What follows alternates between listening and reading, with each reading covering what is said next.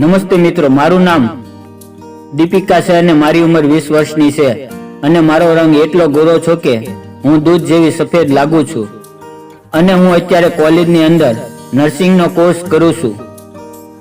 મારે શરૂઆતથી જે બહેનપણીઓ હતી જે ખૂબ જ મોજીલી અને આનંદિત હતી અને ખાલી સમયમાં ક્લાસમાં જ એકબીજાના ઢોલકા વગાડવા લાગતા અને પેન પેન્સિલથી અવનવા ખેલ કરવા લાગતા। હવે અમે પેન પેન્સિલ મૂકીને નવા રમકડા પણ ગોતી લીધા હતા। અમારી શેરીમાં એક છોકરા સાથે હું ખૂબ જ પ્રેમ કરતી હતી। તે શેરીનો ડોન છોકરો હતો। કોઈ પણ તેની સાથે વિરોધ કરવામાં ડરતા હતા, પરંતુ તે મને ખૂબ જ પસંદ હતો અને તેણે જ્યારે સામેથી પ્રેમનો મને ઇઝહાર કર્યો તો મેં તરત જ આ કહી દીધું। અમે બંને હવે છુપાઈને મળવા લાગ્યા। તે મારા શરીરના દરેક અંગ સાથે રમી ચૂક્યો હતો અને તેની પાસે મોટો અને કદાવર ડોબરમેન કૂતરો હતો। એક દિવસની વાત છે, આજે મોસમ અચાનક બદલી ગયો હતો। ઠંડીના દિવસો હતા અને ચારે બાજુ ધુમ્મસ હતું। અમે બંને એક જગ્યા ઉપર બેસીને વાતો કરી રહ્યા હતા અને હું મોજ કરવા માટે અને આનંદ લેવા માટે ઘણા સમય પછી ઘરથી બહાર નીકળી હતી, કારણ કે અમારા બંનેના પ્રેમની વાતો મહોલ્લામાં ઘણા બધા લોકો જાણી ચૂક્યા હતા। ધુમ્મસ એટલો બધો હતો કે 2 ફૂટ દૂર ઉભેલો માણસ પણ જોઈ શકાતો ન હતો।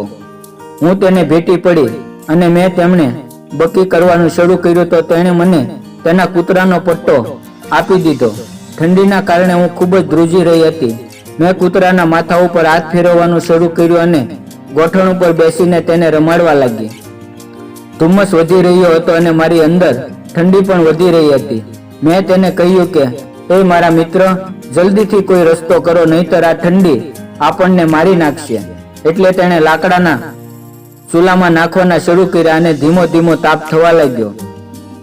લાકડાની ગરમી મારી ઠંડીને ઉડાડી રહી હતી અને થોડી વાર પછી એક મોટો ભડકો થયો અને હું તે આગ ઉપર શેકાવા લાગી। અને ખરેખર મિત્રો, તે ઠંડી એટલી કાતિલ હતી કે કોઈ પણનો જીવ લઈ શકે તેમ હતી, પરંતુ મને હવે ચૂલામાં નાખેલા લાકડાનો સહારો મળી ગયો હતો, એટલે મારી ઠંડી ગાયબ થઈ રહી હતી। પરંતુ ધુમ્મસને લીધે કશું દેખાતું ન હતું। ત્યાં એક લાકડું પૂરું થઈ ગયું અને અચાનક મને લાગ્યું કે કોઈએ બીજું લાકડું પણ ચૂલાની અંદર નાખ્યું છે। હું આશ્ચર્યચકિત થઈ ગઈ કે આ કોણ હશે અને મેં પાછળ ફરીને જોયું તો મારા હોશ ઉડી ગયા।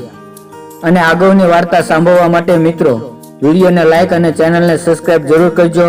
ફરી મળશું એક નવા વિડીયોમાં, ત્યાં સુધી આવજો। વિડીયો પૂરો જોવા બદલ તમારો ખૂબ ખૂબ ધન્યવાદ।